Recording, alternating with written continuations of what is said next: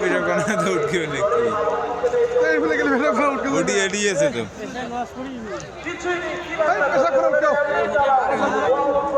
আমরা বাড়ি যাবো না রে, তুই যাস, তুই ঘুরে বাড়ি যাবো এমাবার থাকবো, তুই হাটে যাস আমরা না যাই,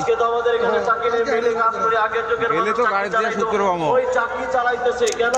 যেন পাশের বাড়ির লোকে বুঝতে পারে যে না এই ঘরে কিছু পিসা হইতেছে, কিছু একটা আছে, এইটা বলবে, যেন তারা বুঝতে না পারে যারা গরিব মানুষ।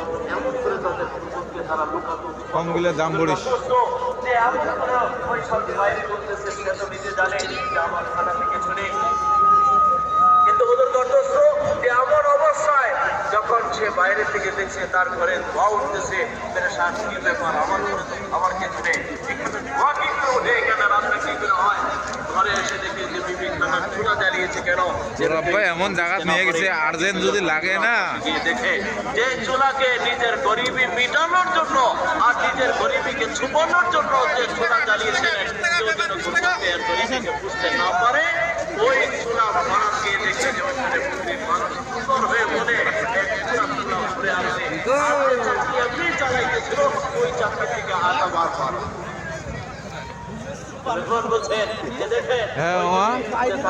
যত দূর নিয়ে গেছে আর্জেন্ট যদি পেশাব লাগে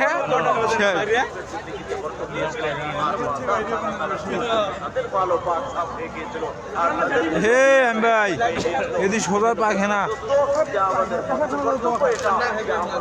লেগে দিছে, ওদি সোজা পায়খানা যদি এই ফোন লাগে না।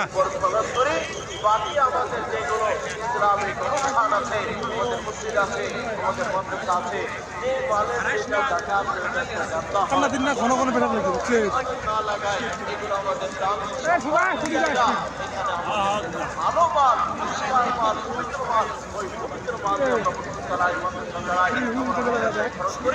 ওটি লেগে দেওয়া আছে র এই ফেলে এই ফেলে এই ফেলে এই ফেলে এই ফেলে এই ফেলে রে